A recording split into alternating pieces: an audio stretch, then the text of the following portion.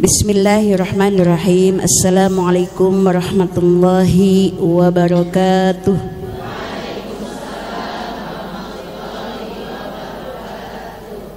Ya Allah, Ya Rahman, Ya Rahim, Ya Malik, Ya Qudus, Ya Salam, Ya Mu'min, Ya Muhaimin, Ya Aziz, Ya Jabbar, Ya Mutakabbir, Ya Khaliq, Ya Bari'u, Ya Musawwir, Ya Ghaffar, Ya Qahar, Ya Wahhab, Ya Razzaq, Ya Fattah, Ya Alim, Ya Qabid, Ya Basit, Ya Khafid, Ya Rafiq, Ya Mu'iz, Ya Mudil, Ya Sami', Ya Basir, Ya Hakam, Ya Adil, Ya Latif, Ya Khabir, Ya Halim, Ya Adil, Ya Ghafur, Ya Syakur, Ya Ali, Ya Kabir, Ya Hafid. Alhamdulillah kita sampai di Ya Kabir. Usahakan yang sudah kita pelajari dihafal ya Bu ya. Nah, cara menghafalnya apa Bu? Ya, cara menghafalnya itu dijadikan bagian dalam doa-doa kita. Jadi mengawali doa itu dengan menyebutkan Asmaul Husna ya. Baik, kita awali dengan bersama-sama membacakan basmalah. Bismillahirrahmanirrahim. Asmaul Husna yang ke-38 adalah Al-Kabir. Ibu sering mendengar kata Al-Kabir? Paling sering ketika kapan Bu? Ketika dalam sholat. Apa kalimatnya? Allahu Akbar. Nah, apa makna Al-Kabir? Arti dari Al-Kabir adalah maha besar. Ketika kita mendengar Asma Al-Kabir, Allahu Akbar, Allah yang maha besar, jangan sekali-kali kita membayangkan apanya? Apanya Bu? Maha besar. Jangan membayangkan wujudnya. Jangan membayangkan sosoknya. Jangan membayangkan zatnya. Kita membaca Allahu Akbar, Allah itu kabir, lalu kita bayangin besarnya Allah kayak apa ya? Apa kayak gunung ya? Gunung itu kan besar. Apa sosoknya tinggi kayak raksasa ya? Nauzubillah min zalik. Jangan sampai Bu ada lintasan-lintasan di dalam pemikiran kita, di dalam bayangan kita, imajinasi kita, bahwa makna Al-Kabir itu adalah zat Allah yang besar. Bukan zatnya, bukan sosoknya, bukan wujudnya ya. Jadi yang dimaksud dengan makna Allah Al-Kabir itu sama dengan makna Al-Ali. Al-Ali itu kan maha tinggi. Berarti kan bukan sosoknya yang tinggi, ya kan Bu? Bukan zatnya yang tinggi, bukan wujudnya yang tinggi, tapi apa? Derajatnya. Demikian juga yang dimaksud dengan Al-Kabir ya. Dia yang maha besar, bukan zatnya yang besar.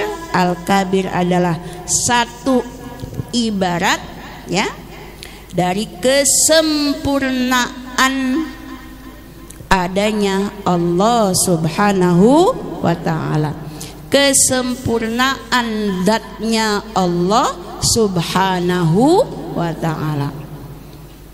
Dua hal yang menjadi tanda kesempurnaan zat Allah Subhanahu wa ta'ala, wujudnya Allah Subhanahu wa ta'ala, bahwa Allah itu adalah tidak berawalan,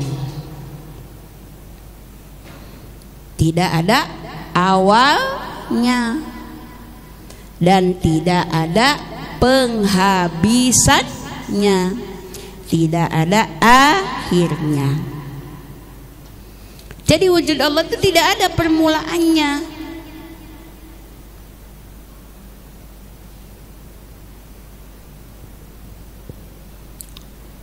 Tidak ada asal usulnya dan tidak ada pengakhirannya, tidak ada penghabisannya.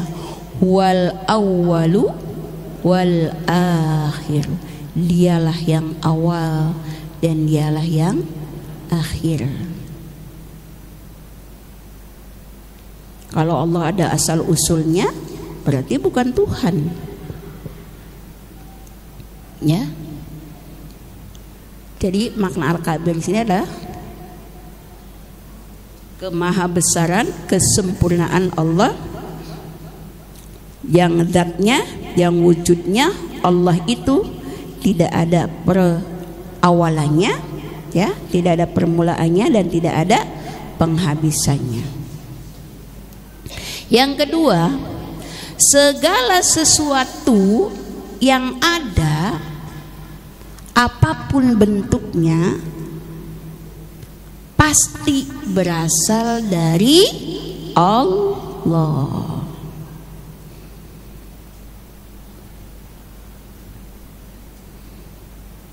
Ya. Wujud apapun, bentuk apapun, hal apapun, sesuatu selain Allah pasti berasal dari mana, Bu? Dari adanya Allah. Ada tidak yang tidak berasal dari Allah? Sebutkan. Ada nggak, Bu? Tidak ada kan? Itulah makna daripada al-kabir.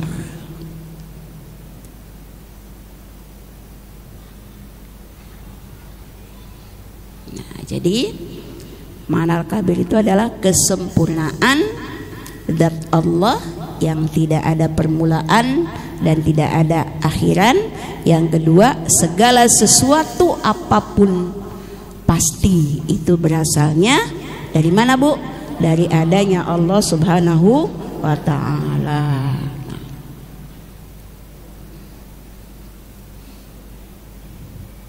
Kita meyakini bahwa Allah itu ada. Yakin nggak, Bu? Ada. Wujud Allah itu ada. Ada. Ya. Yang menjadi dalil bahwa Allah itu pasti ada, yang menunjukkan Allah itu adalah wujud, Allah itu adalah ada, apa? Dari apanya, Bu? Dari ciptaannya. Apa ada seseorang yang mengaku saya yang bikin bintang? Ada nggak, Bu? Saya yang bikin matahari. Ada nggak? Tidak ada. Fir'aun sekalipun, ya, yang mengaku dirinya sebagai Tuhan, nggak ngaku-ngaku bikin matahari, bikin bintang. Udah, Bu, nggak usah berpanjang lebar akal kita, itu cukup dengan melihat ciptaan Allah saja, ya, sudah cukup bagi kita untuk meyakini sesungguhnya Allah itu adalah ada atau wujud.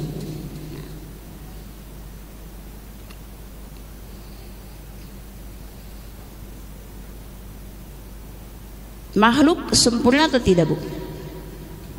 Tidak sempurna, ya. Makhluk itu tidak sempurna. Yang sempurna adalah Allah Subhanahu wa taala. Beriman kita semua dengan Al-Kabir, berarti seluruh alam ini semuanya kecil. Yang besar adalah Allah. Terus bagaimana sikap kita sebagai orang yang beriman dengan Al-Kabir, bahwa mengakui selain Allah Subhanahu wa taala itu adalah kecil dan yang besar adalah Allah, hanya Allah Subhanahu wa taala, harus ada di dalam aplikasi sikap dan perbuatan kita. Nih, nanti kita koreksi nih ya. Sudahkah sesuai keimanan kita yang kepada Allah Subhanahu wa taala, yang mengakui bahwa Allah itu maha besar, selain Allah itu adalah kecil? Nah, yang pertama ya, ditandai dengan orang yang beriman dengan Asma Al-Kabir. Pertama, kita harus memiliki keyakinan, harus memiliki anggapan bahwa selain Allah itu adalah kecil. Sudah belum, Bu? Bu? Yakin? Sudah belum, Bu?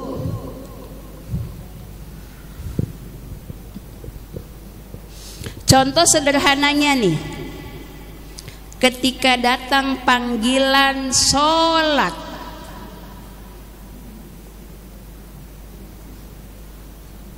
Bu, Ibu dahulukan yang mana?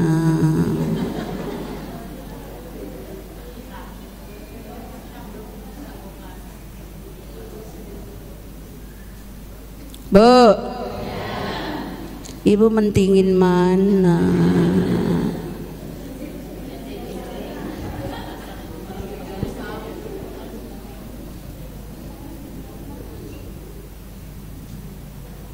Kalau kita melihat kualitas sholat kita, sudah sesuai belum? Katanya Allah maha besar, tapi tidak kita besarkan. Sebaliknya, kita kecilkan. Kita masih membesarkan hal yang lainnya.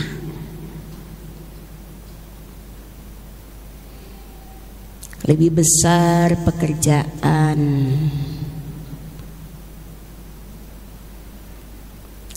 lebih besar kemalasan, lebih besar ngobrolan, lebih besar tontonan, dan lebih besar-besar yang lainnya. Terus letak Allah yang maha besar itu di mana? Yang kita yakini, yang kita percayai bahwa selain Allah itu adalah kecil. Tapi di dalam sikap hidup kita mengecilkan Allah. Bahkan di dalam sholat sekalipun, hampir Allahnya nggak pernah ada. Bu, Bu, Allahnya kemana?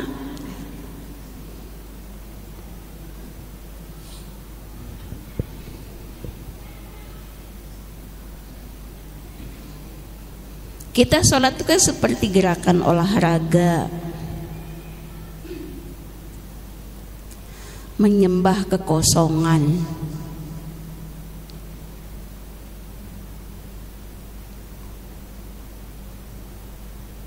Melakukan gerakan-gerakan tanpa makna.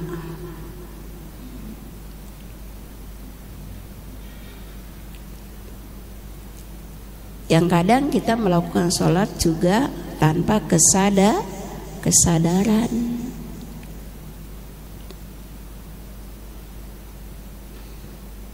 Atau keterpaksaan. Sekedar kewajiban. Sehingga sholatnya gedebugan.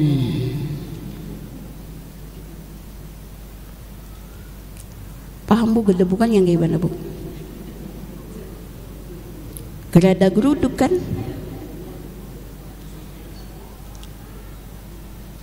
Terus Bu melakukan sholat begitu untuk siapa?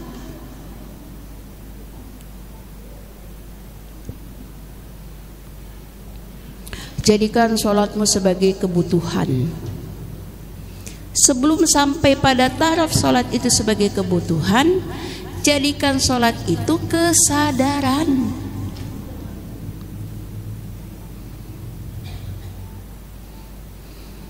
Sadar diri kita sebagai hamba Allah. Nih aku nih hamba, ciptaan, makhluk.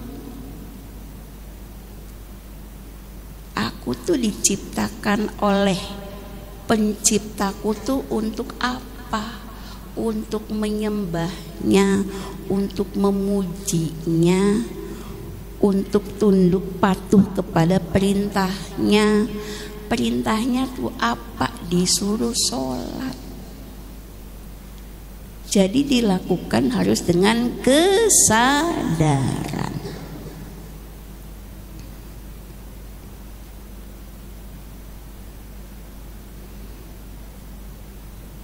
Seperti dalam kehidupan sehari-hari juga kita kan ada tuntutan-tuntutan, ya kan Bu?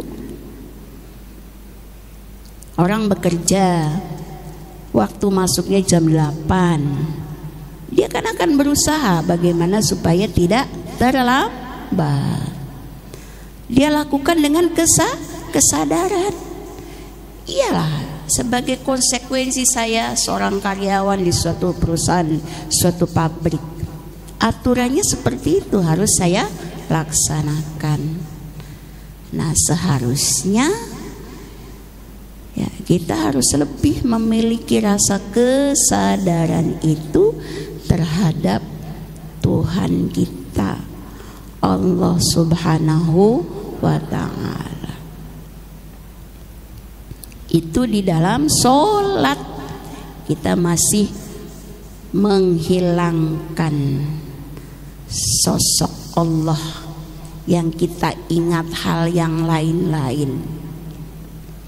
Barang hilang aja dalam sholat bisa ketemu.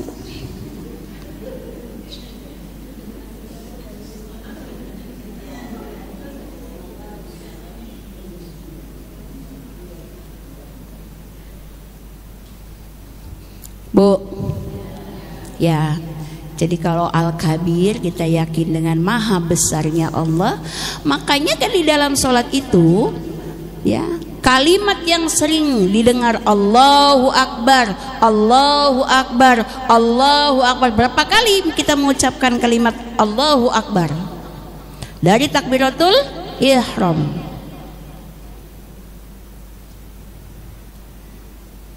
Mau ruku Allahu Akbar, i'tidal Sami Allahu liman hamid, sama. Mau sujud Allahu Akbar. Itu artinya mengingatkan kepada kita Allah maha besar, Allah maha besar. Jangan-jangan kita di dalam sholat itu kita nggak ngerti apakah kita itu mengucapkan Allahu Akbar atau enggak. Tahu-tahu udah tahiyat akhir aja.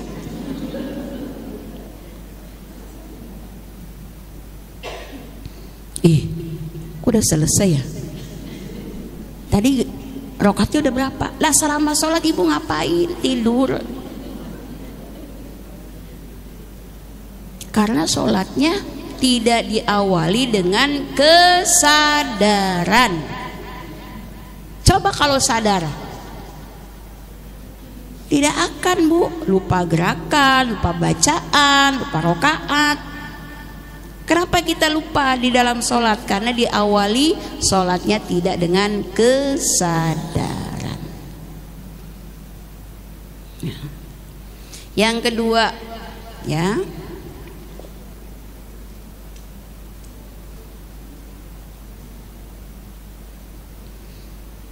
mendahulukan Allah Subhanahu wa ta'ala dari hal yang lainnya. Hidup kita, segala kesibukan kita, aktivitas kita dalam rangka menunggu sholat. Menunggu waktu sholat, menunggu panggilan Allah. Panggilan Allah itu ada 3. Panggilan sholat, panggilan haji, panggilan mati. Ya kan bu?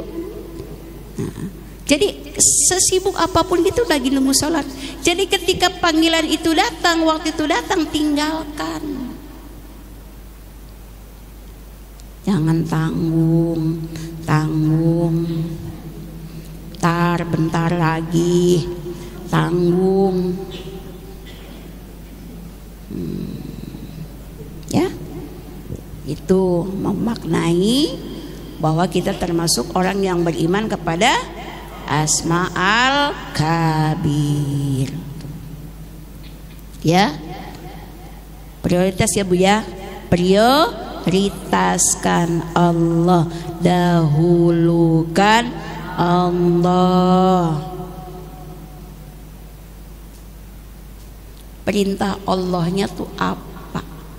Larangan Allahnya tuh apa? Pokoknya kita tuh hidup nih ya, relnya itu apa? Menjalankan perintah Allah, menjauhi larangan Allah. Kerjakan yang dicintai Allah, yang diperintah Allah aja. Yang gak diperintah Allah ya, kalau sekedar mubah gak apa-apa ditinggalkan.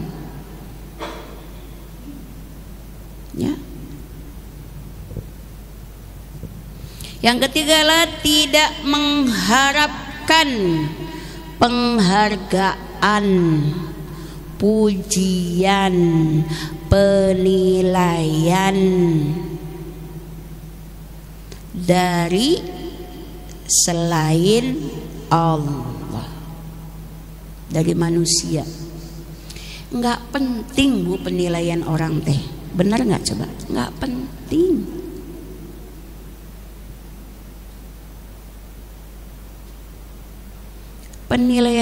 Penilaian manusia tidak penting. Yang penting apa? Allah Subhanahu wa ta'ala. Jangan sibuk-sibuk kita itu mencari perhatian manusia, sehingga aktivitas kita lebih banyak pertimbangannya untuk manusia, bahkan di dalam ibadah sekalipun. Nengok orang sakit karena perasaan gak enak. Bener bu?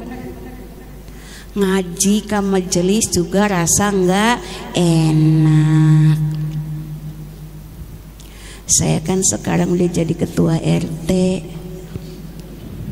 masa gak ngaji? Ngaji ah. Jadi jangan itu. Ya, jangan terbesit di dalam hati kita itu melakukan kebaikan karena tidak enak sama manusia.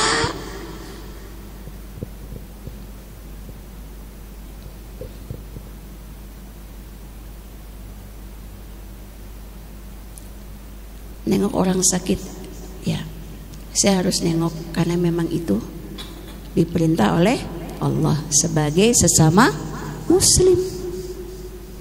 Membantu orang lain juga karena perintah Allah, sehingga kita akan bisa berlaku adil. Berlaku adil akan apa namanya? Kepada sesama manusia itu memperlakukannya sama, tidak pilih-pilih kasih.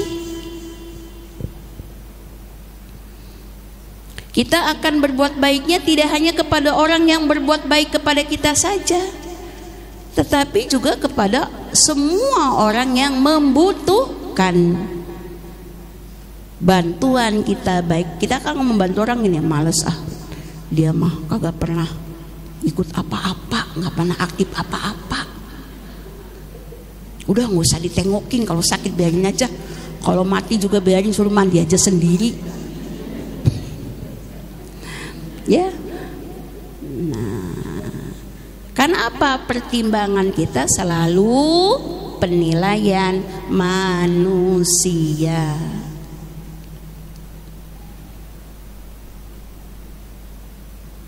Berbakti kepada suami perintah Allah.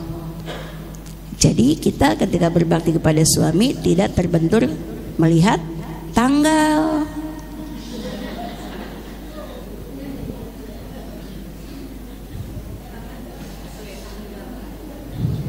Senyumnya tergantung tanggal.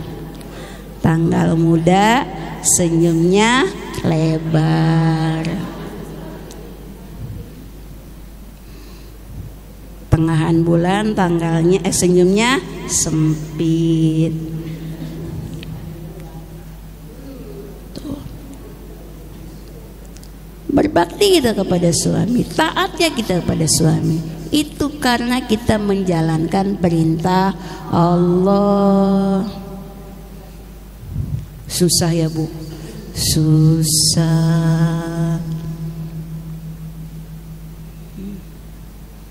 Nah, jadi tidak mengharapkan pujian manusia, apalagi sampai berbuat riya. Na'udzubillah min dzalik. Semua pengen dipuji, apa yang dilakukan pengen tampak baik kepada manusia. Rugi Bu, nanti di akhirat kelak ketika kita datang bertemu dengan Allah Subhanahu wa taala, Allah akan menghardik kita, orang yang selalu berbuat riya, minta pahala, sama orang yang ketika kamu beribadah kamu ingin dipuji. Saya pengen ngaji di Majlis Taklim Al-Ikhlas sore ini karena ustazahnya Ibu Rodiah, supaya saya kelihatannya rajin ngaji. Ntar ibu disuruh datang ke saya, suruh minta pahala. Nah, saya gimana mau punya pahala? Tuh ya, ingat, setiap amal ibadah innamal a'malu binniyat. Niat, perhatikan, berhati-hati dengan niat,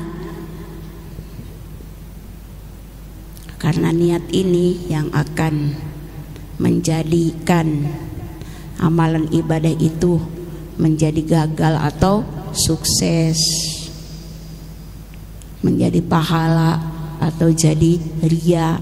Tuh, lihat niatnya, hati-hati ya. Kemudian selanjutnya memaknai keimanan kita kepada Al-Kabir, yaitu tadi masih bersinambungan, berhubungan dengan mendahulukan Allah di dalam perintahnya, juga di dalam mendengarkan ayat-ayat suci Al-Quran, firman Allah ketika dibacakan. Ketika ada seorang membacakan ayat-ayat suci Allah Subhanahu wa taala, firman Allah Subhanahu wa taala, maka wajib kita untuk mendengarkannya. Jangan sibuk ngobrol. Tuh. Itu kalau dibacakan oleh orang yang langsung kita lihat, ya.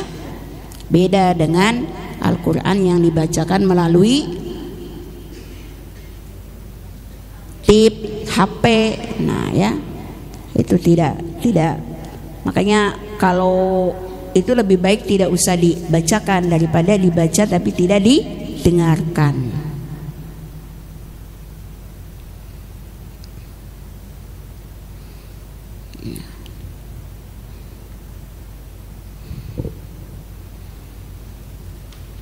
Ya, kalau ada orang membaca Al-Quran, dengarkan, walaupun tidak dipahami, ya. Selanjutnya adalah mengajak orang lain berdakwah kepada orang lain, untuk mengajaknya mengagungkan, membesarkan Allah Subhanahu wa ta'ala dengan syiar, ya. Nah,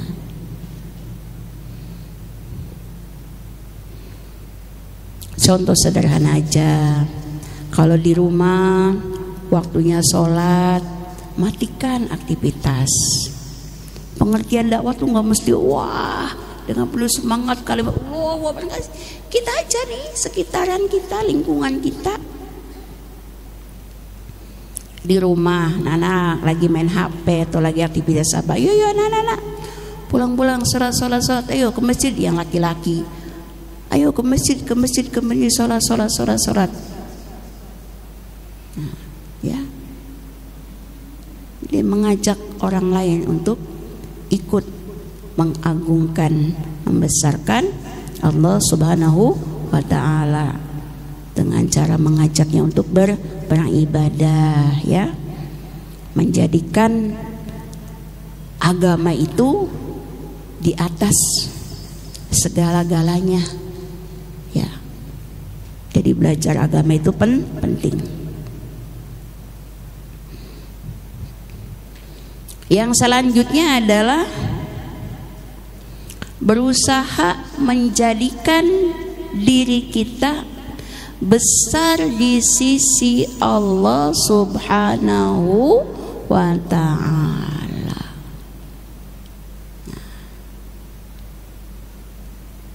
Berusaha menjadikan diri kita besar di sisi Allah.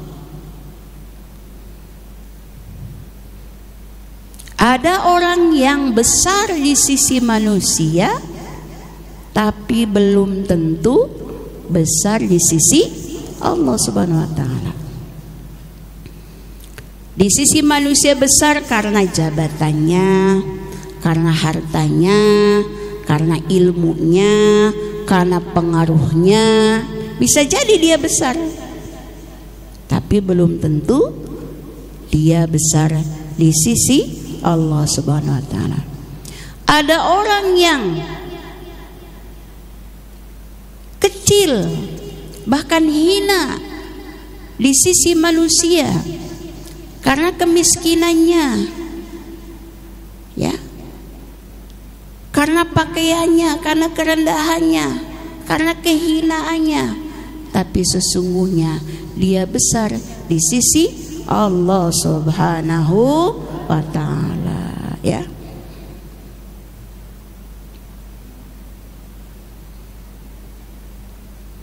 Bagaimana caranya kita membesarkan diri kita di sisi Allah Subhanahu wa taala tadi, menjadikan Allah besar dan mengecilkan selain Allah, mendahulukan Allah.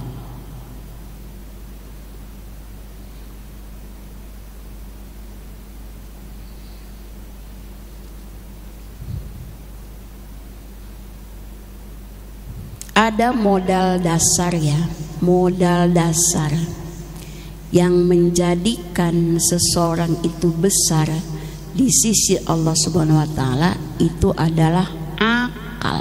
Apa Bu? Akal.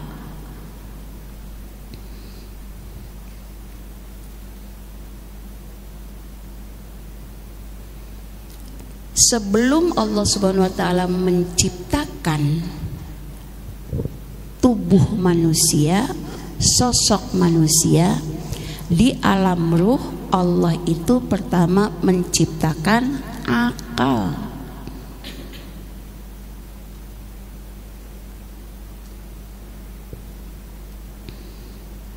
Ketika Allah Subhanahu wa taala menciptakan akal,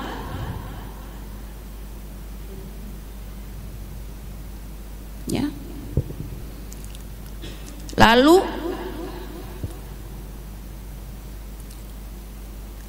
Allah memerintahkan akal untuk datang menghadap Allah. Hai akal, kemari. Termasuk akal-akal kita nih, diperintahkan Allah untuk datang. Maka akal itu pun datang. Dan Allah, aku perintahkan, kata Allah, kepada akal tersebut, akal mundur. Akal pun mundur.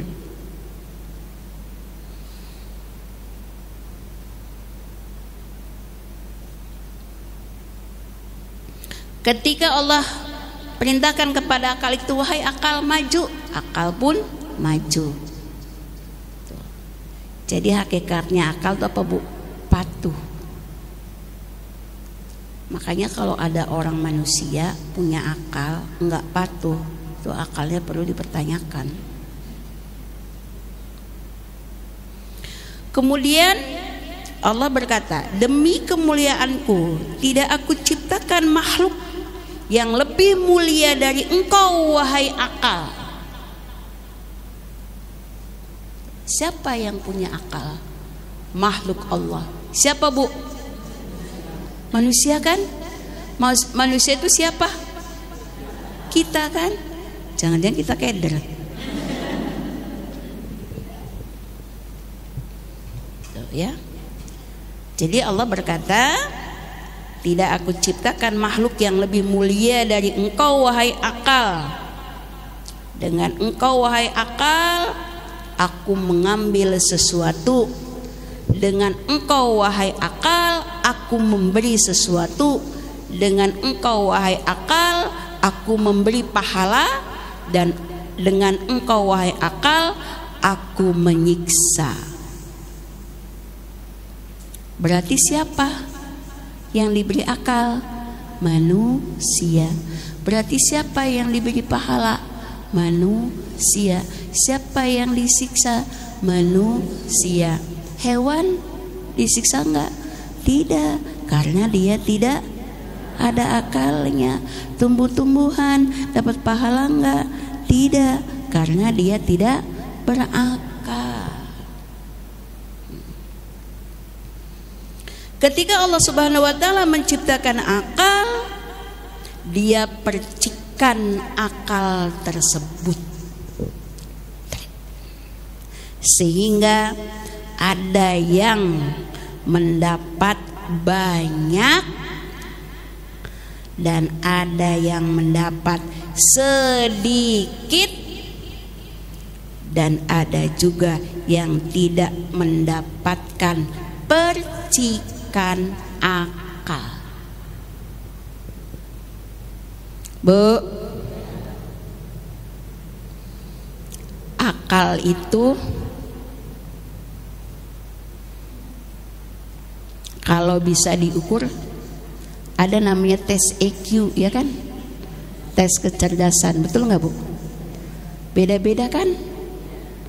Ada yang cerdas, ada yang super cerdas, ada yang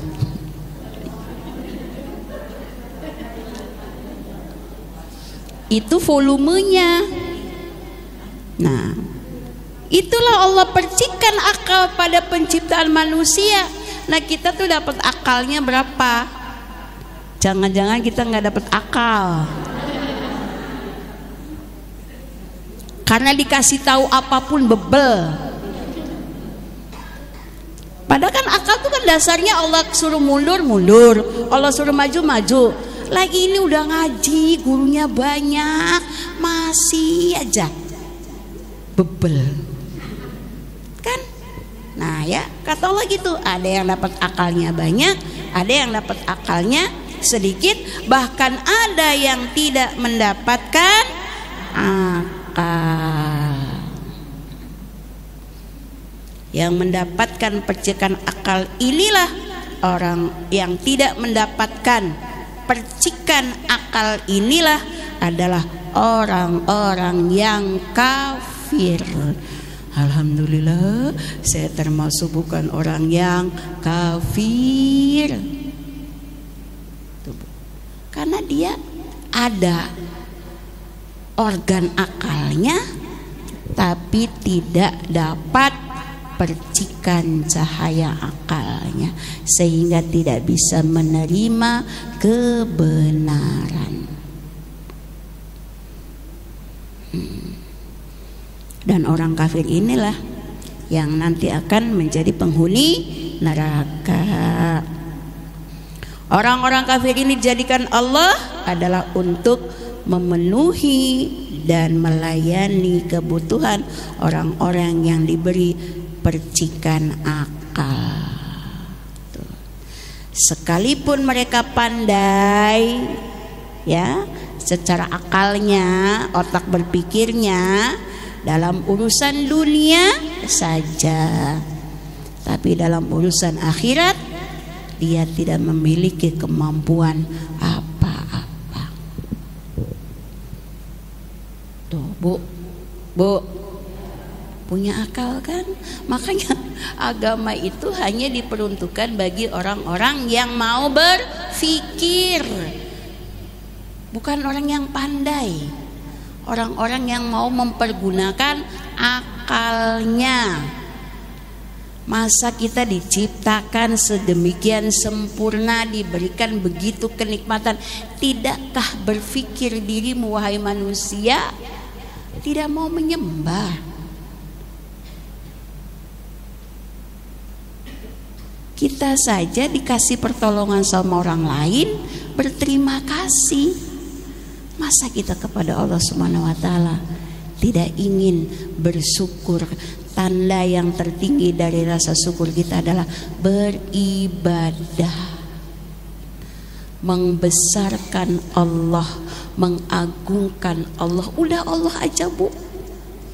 Ini mah ibadah masih pengen cari untung. Sholat duha biar dagangannya laris. Sholat tahajud biar suami saya naik jabatan. Boleh, tapi itu rendah sekali Bu.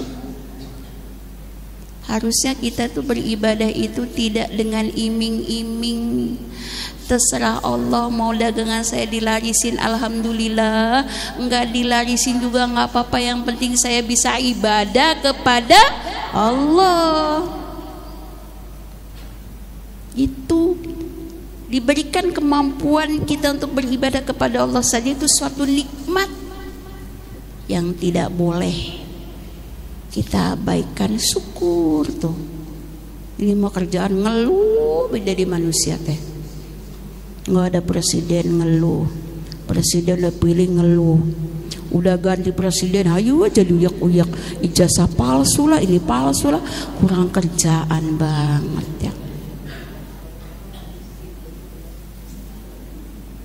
Kalau palsu juga untungnya apa bagi negara? Orang udah nggak jadi siapa-siapa ya. Itu manusia dunia tuh begitu, Bu, gak pernah bersyukur. Ya, lagi rame kan, Bu? Sampai pamer-pamer ijazah. Itulah makna dari kita imani, meyakini Asma Al-Kabir, ya. Para ulama ahli hikmah menyampaikan, barang siapa yang membiasakan berzikir dengan asma ya kabir, ya kabir setiap ba'da sholat sebanyak 232 kali. Sebentar, Bu, paling 5 menit. Ibu mah udah denger 200-nya teh banyak banget. Nah, aduh, ya Allahu Akbar lah.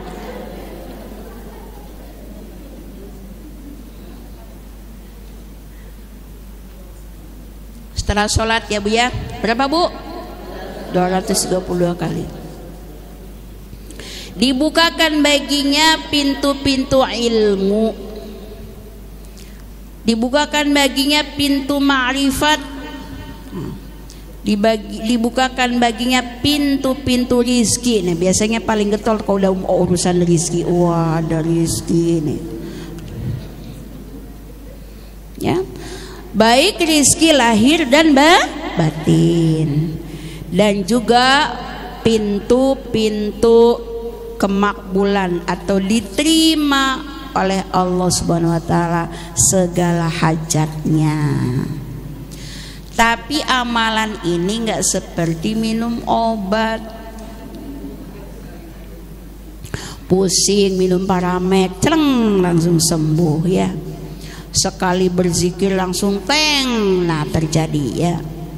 Amalan ini bisa terwujud apabila, ya, kita bersungguh-sungguh,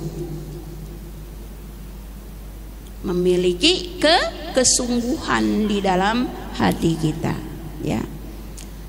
Jadi kadang kan rezeki itu bisa diraih kalau kitanya bersungguh-sungguh, berusaha keras. Nah, termasuk kita juga menjalankan, mengamalkan zikir ya kabir, ya kabir, ya.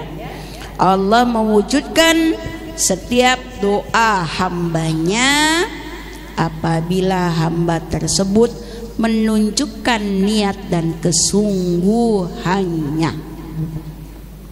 Kalau ya dikabul ya terserah, enggak ya udah. Nah, udah tuh, ya. Allah juga kadernya, orang butuh apa enggak sih?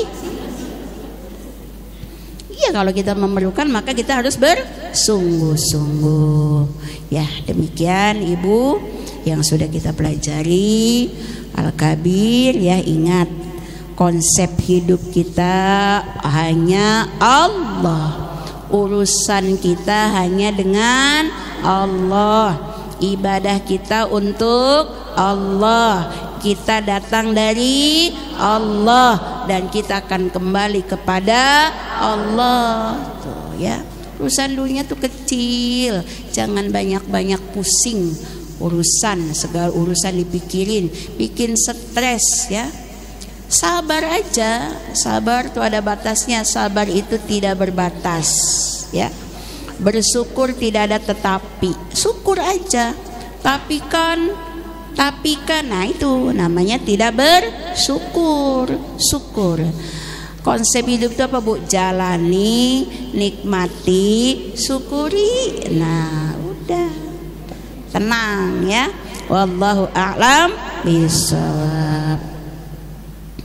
Baik Ibu yang dirahmati Allah Subhanahu wa taala, sebelum kita tutup, kita berdoa untuk suaminya Ibu Tin, ya, Titin, yang sedang sakit, ya.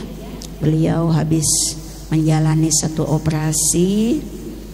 Kita berdoa untuk Allah sembuhkan sakitnya beliau, diberikan kesehatan kembali seperti semula seperti sedia kala tanpa meninggalkan rasa sakit di kesudahannya ya. Al-Fatihah. A'udzubillahi minasyaitonirrajim. Bismillahirrahmanirrahim. Alhamdulillahirabbil alamin arrahmanir rahim maliki yaumiddin. Iyyaka na'budu wa iyyaka nasta'in shiratal mustaqim shiratal ladzina an'amta 'alaihim ghairil maghdubi 'alaihim waladdallin. Dan mudah-mudahan pengajian kita juga menambah keimanan kita kepada Allah Subhanahu wa taala, diberikan kita semua kekuatan ya untuk menjadikan Allah itu segala-galanya, dikembalikan kemampuan kepada kita untuk mendahulukan Allah ya daripada urusan-urusan yang lainnya. Dan mudah-mudahan kita selalu juga dijaga oleh Allah Subhanahu wa taala, diberikan kemudahan untuk selalu taat dan ibadah kepada Allah Subhanahu wa taala, didekatkan dengan segala ketaatan dan kebaikan, dijauhkan dari segala kemudaratan ya, kesusahan, dan juga dijauhkan dari kemaksiatan. Al-hadi wa kulli salih ila al-Fatihah. A'udzubillahi minasyaitonirrajim. Bismillahirrahmanirrahim.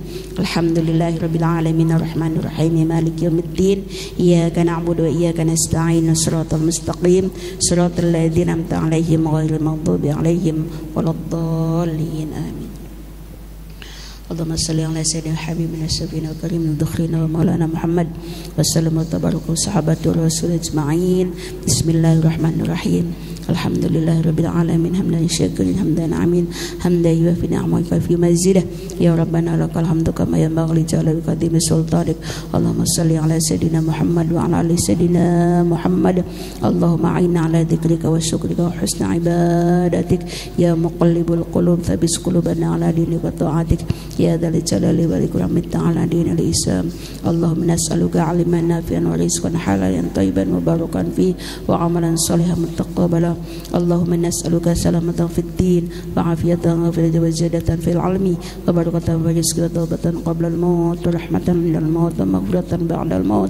Allahumma hawwina bis sakaratil maut wa najatan minna wa rafil hisab. Allahumma nas'aluka al-huda wat tuqa wal afafa wal ghina. Allahumma nas'aluka ridhaka wa jannah wa na'udzubika min sakhatika wan nar. Allahumma nas'aluka bi husnil khatimah wa na'udzubika min su'il khatimah.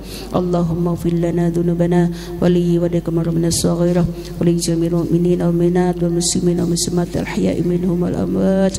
ربنا هب لنا من أزواجنا وذرياتنا قرة أعين وللمتقين إماما. ربنا ظلمنا أنفسنا وإن لم تغفر وترحمنا لنكن من الخاسرين.